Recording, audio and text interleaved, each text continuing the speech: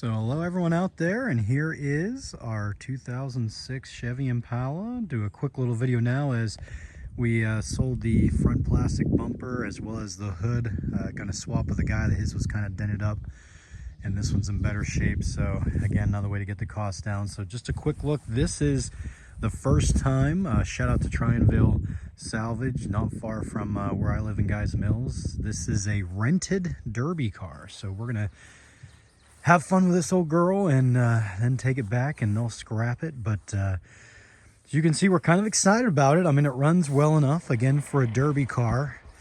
And it's a big car, as you can see.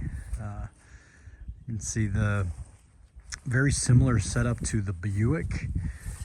And that license plate is a dead plate, so I'm not really worried about that. But yeah, haven't even done anything to it. Just pulled it in here actually yesterday and posted online to see if we could sell anything, and had someone interested in it. So just a quick kind of look before we start tinkering around with other stuff. Get that hood up. So pretty clean overall. Again, it's a 2006, got big wheels on it. It was actually sitting at their salvage yard with no wheels, and they threw these on, which I mean, you know, stock tires, but not a bad tread, and we're running the stock class. This window here is out, so just threw that on as we had some rain, and power windows, none of that worked. But again, we're going to strip all that out. But similar setup to the Buick we ran last year, with just the way the mounts are, the battery location, the fuse location, and all that. Same thing with these guys. So pretty good space, you know, in between. Always like to see that in case this gets not only pressed back once we take off this bumper here, but also you got a lot of space between only getting pressed, but then the motor. So yeah, I mean, you never really know until you're getting out there and you're starting to smack around. And some cars you're like, man, I think this will be a good one. Not really. And some cars you're like, I don't think this one's going to last very long. And all of a sudden you're still out there driving on the trailer at the end with the flag up. So we're going to take off the front bumper here and start tearing into her. The weather will change as we go through this video, because we're actually going to hold this car for about 2 months before we run it. And you can see we have a Sentra there, as well as a 2005 Cobalt, and that is a G6 convertible over there, covered up because the window's off it. We're probably going to run it first. So derby season is here. We're excited. Let's take off some plastic bumpers and make some money. So just a quick look here as we got the front plastic off. Again, we sold it to a gentleman. I tell you, the amount of these plastic plugs that you just pop out. Again, the needle nose pliers were good, pop them out and then they just pop right out. But goodness gracious, look at that. That's all just from, and then these kind of holding on the different plastic parts that sit. This one had it sit above as well as on the bumper, and we'll block there. But yeah, she's off, so ready to sell that. Again, get a little bit back to closer to zero, and we got something done. He's gonna swap this hood for his, so I got it loose just sitting there. His is a couple dents, but no biggie. So first part's underway, and we're back at it here. Just a quick little video update. So up front, this battery was in here, but she is deader than a doornail, so just unbolted that there. These supports on both sides, we'll put them back on. I'll pop that out to get the battery out, and then I'll put that back on. And we're not going to do anything up front now, but again, later we'll take off that giant air box there. Again, very similar setup to the Buick I had last year. It's very interesting. I didn't know they were so identical, from the mounts to the way the engine's set up to everything.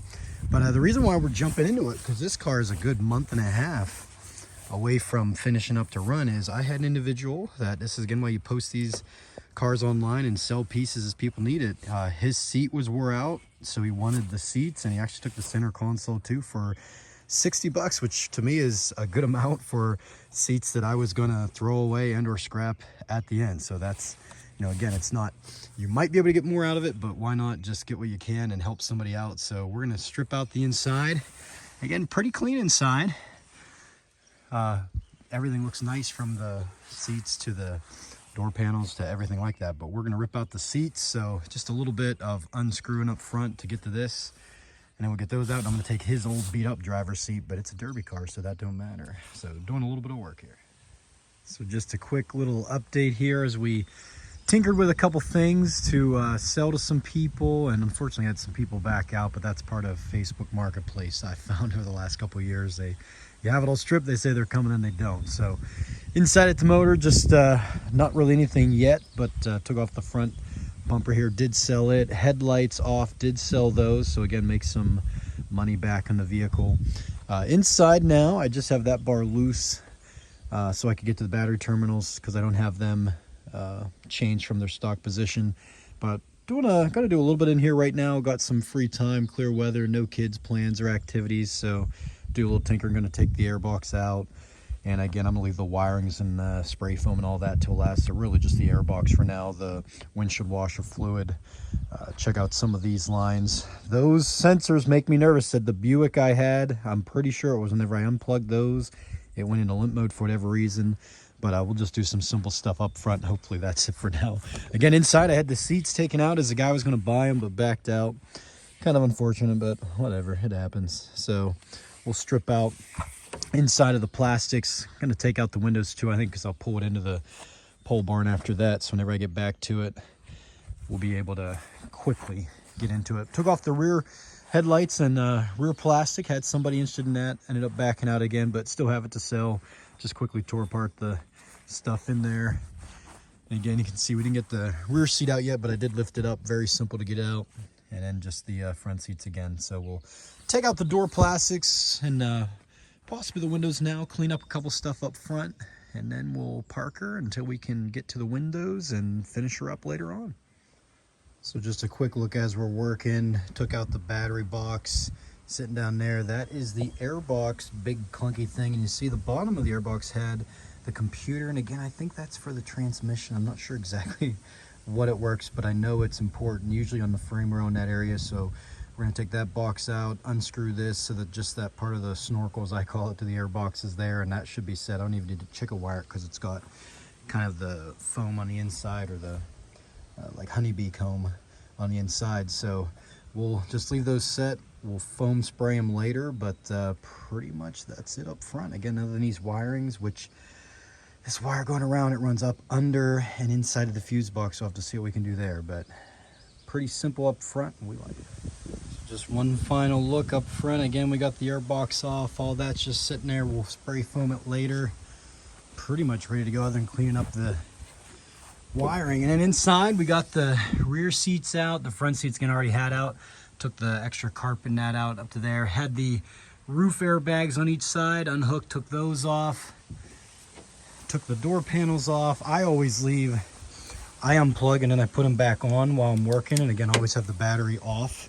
The terminals off the battery of this, so there's no power. Just because, again, running it straight stock, sometimes I'm worried you unplug these things like here and it might freak out the computer. So I always not only leave those plugged in, but also just the plugs themselves. And plus you need to have, I don't have the door windows out yet, which that door window actually went up. Turns out it was unplugged on the inside. Whoever had it before had it unplugged. So got all four windows up, got all four door panels out. You can see there's my roof, back cover, my door panels, my seats, a couple other random things. They are all out. Just make a pile of them and then you can stack it back in afterwards. So most everything's done inside, and the only thing, again, that seat's just sitting there, is we'll peel up the carpet, kind of clean up this mess. That's kind of just throwing screws into the foot area here so that it doesn't come out into the yard and get a flat tire or something. But we're gonna stop there. Had a couple hours, probably about 2.5, maybe 3 hours total, getting all that stuff out, just kind of taking the time. And we're gonna stop there. So we're gonna revisit her later. Left the windows up so I can leave it sit outside until we get back to her. So here we are back at the front. So what we're gonna do is pretty much have the front ready to go and spray foam it, other than bolt my batteries later. But we're gonna leave those sit there. I think I'm actually gonna have them sitting up like that, and I'll spray foam all inside there, kind of secure those wires so that they don't move around. But once the spray foam's there, it'll hold it intact. But just in case that spray foam gets pressed in, that'll be good. These wires, so we're gonna unplug it here, and then it runs around the front. We're gonna take off the latch here in the front, which has a plug on it, as well as these sensors, which we're gonna unplug. But I'm gonna take these wires around, just gonna have to undo the ground right there and the unground here, but I'm gonna be able to put those grounds right there on the inside, and same thing over here on the inside, but we're gonna pull them out through. And the fan, this is going into the fans, so just gonna unplug those two right there at the fan, giving them power. Pull those out, pull them all the way through this part here, which is running to the main fuse, which I can't really separate. pulled all the way through, and then I'm just going to run it inside the core support over top of this main line. Plug back in the fans because this thing's so big. I'm going to leave the everything up front here, the core support and the radiator exactly where it is. So we're just going to kind of zip tie, tape all these lines, and we'll run them inside here. Again, put the ground there, up over here, put the ground back over here, and then I'll plug that main guy back in, as I believe that is creating a circuit, I guess is how you'd say it, and that needs to be plugged in. So there's no power to it right now, so we're going to unplug it, move it, secure the lines, and then the front end's almost ready to go. So just a quick show here. We had a little bit of time while the kids were swimming with the wife and friends that took care of the wiring. Again, that cable there for the hood will pull through and secure whenever we finish up spray foam and secure them. You can see we've unhooked and pulled around, and I plugged it back in, took the ground from out here to inside there, just used it an existing hole, but is able to tighten the screw down good. Same thing over here, took that ground and it is now in there as well. Again, just use an existing hole and pulled the wiring all the way through. And again, this I'll leave over top, so that way if this gets busted up and in, it's not right on top of the motor. I don't like putting wires especially right on top of the motor, but far enough in, and we'll use zip ties to secure it, and then we'll spray foam all up in there. But wiring is completely out, unplugged, and then plugged back in the fans. Again, some people pull them on stock rides. I'm going to leave them on this, and she's got quite a bit of room up front, and even if the front gets pressed, it's pressing against kind of the front of the motor, and there's not really the starter or anything exposed there. So hopeful for this car. So got the wiring pulled in. We're going to secure it with zip ties and spray foam later, but simple but well worth it, as there is now no wiring up front. Unplug the I believe those are airbag impact sensors. The yellow on the plug is, I believe, what gives that away. And then that's the latch that had a plug for it too. I'm not sure exactly what that plug's for, because that's the latch there, but it might be an impact sensor of some type, excuse me, but we unplugged that too. So starter up here, make sure everything's good to go. Again, don't cut wires in front of the motor, as the guy was kind enough to tell me in my first Derby, but she's cleaned up. We like it. So just a quick look as we're back at it here. It's a couple weeks since the last video ended. I went to work a fireworks tent, which is as fun as it sounds, meaning not fun, but we made some money, so we're back at it. Just finishing the big girl here. Gonna get to the windshield in a moment, but wanted to show, again, battery lines. These are just your battery cables bought from AutoZone. I bought two and actually cut the one, so it's got the open wires on one end and it runs to the battery terminal mount here. I don't know the exact name for that, but I cut it and then I U-bolted it to another AutoZone battery cable, same one, so that I have the extra extension to get into the car, because one cable, some cars would make it from either side into the car, but some that wouldn't. So I just spliced two together, and that's how I did that. But I wanted to show, and this again is a lesson learned last year, the U-bolts. I used to cut these here and then splice my open wire into the open wire with the U-bolt and tape it up good. We don't need to do that. I just take the existing, here's the negative here and positive, run my U-bolt through with my battery cable, and then just clamp tight the cable to the existing terminal here with my U-bolt, tighten it down tight, and then again I'll just black tape it super good so there's nothing showing there, a thick layer. That wire can't possibly touch anything. Do that for both positive and negative, works great. So I wanted to show that. Had the battery sit there. Again, unplugged these plugs up here that were for the sensors up front, the impact sensors for the airbag system, and fired her up. No issue. I always do that just to make sure. But I wanted to show, we're taking out the windows now, and then I'm going to get to the main windshield. So again, I always leave plugged in after I take the door panels off, plug them back in each of the doors, so that way you can run power through all the doors, as most cars are powered. This one, unfortunately, the motors burn up, so I'm going to have to old school kind of undo all the main bolts that are kind of holding things in place with the window, get it down so I can lower it. But I wanted to show this. I almost overlooked this. I always look inside the doors, and here again, the yellow line or the yellow plug there, that is an impact sensor tied to the airbag. So if I left this in there and of course took a shot, maybe it doesn't do anything, because I'll of course take out the airbags, very simple, driver's side and passenger side. But running a stock tank and stock wiring, I've been told that can kill your pump. So whenever the airbag impact sensor here is impacted, it fires a system through to the airbags. And even if the airbags aren't in there, I still, it's my understanding, could kill my stock fuel cell because I'm running stock wiring and I'm even running the big stock tank in here. So just again, something to look for. Always look over, especially if you're running stock, pretty simple builds like I do.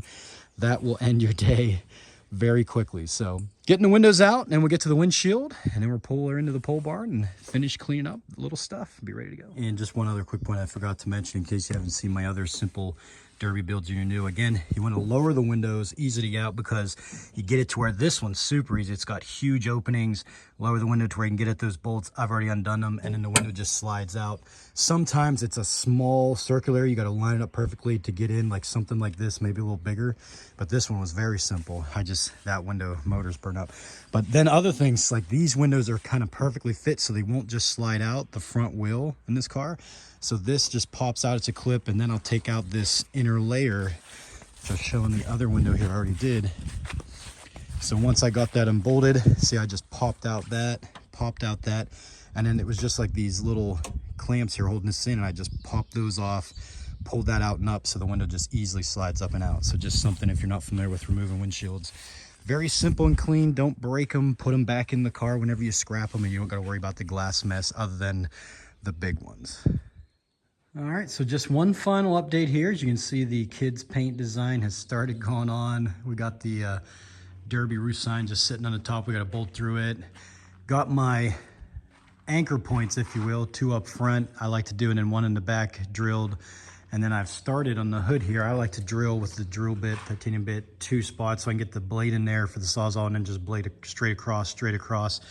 4 easy straight lines, and you got a nice big box there. But just a little bit of tidying up front. Got the U-bolts black taped pretty good, and we'll just secure those again. Same thing with these here, secure those up. And then our kind of computer and our different key wires there we'll kind of secure, and then again I'll spray foam all around that, most of this corner. But we should be good and secure and have a good amount of space again before it presses up to that kind of plate over the converter there, the muffler coming out of the motor, and we'll be good up front. So that's pretty much it. Still got to cut and splice together the transmission lines so that they're looped and don't have to worry about getting punched up front and leaking out there. But that's really it. Just top off the fluids, get some fresh water in her, as well as get a little bit of that fabric softener in her as well. In here again, I'm just going to put the battery box right there. Pretty simple, pretty spacious in this big old girl. You can see, but we're gonna put the battery box right there, and again just drill in 2 holes on each side, and she's mounted, so pretty simple. And then in the back, the only couple things left, as you can see, the early version of my daughter here, she's got to finish her peace sign. She's got a shirt that has a peace sign on it. She thought that was really cool. And then my son James just kind of throwing some designs on the back with Sonic Tails and the crew. But I got this not a winch rather, but the nice anchor there to haul things that it bolts straight in, so that should come off pretty easy. So you have to get underneath, but right there and there on the inside is a bolt, and underneath is a bolt, so I should just be able to take those 4 out and drop it. I already took the wiring off that was back here, but that hitch, if you will, I just lost words there earlier, thing you haul with, the hitch there that was put on, we'll be able to take that off. And then everything else, again, we're running a stock tank, so not really anything else. The last thing probably I'll do back here, it's got this big old trunk. You can see inside there, that was back here. We'll just take that inside, secure it way up in front, press up the trunk a little bit, and kind of the back half in particular, helping to hopefully fold her up and in. And you can see, just like the Buick last year that we had, this Impala is almost identical. The fuel cell there is pretty far back, but again, you can see she's got a pretty big back end, and that thing is in essence inside. It's almost dead in the middle of the wheel. So if I'm pressed that far forward, I mean, that's a good run, and hey, it is what it is. But we're running the stock tank, so all that will be left. But that's pretty much it. Just put my seatbelt in there that I like to use, and we're ready to go. So final tidbits here before we head out camping. Get her all ready to go until the kids are finishing their paint job, so that as soon as we get back from camping, load her up and hit the Derby. She's heading to Jefferson County. Hopefully she rips up good. If she gets down to the trophies, that'd be great. But we want to see her rip up. Last year, the Buick in limp mode, we ended up running to the end, but I don't want that again. I wanna rip it up. So hopefully she puts on a show.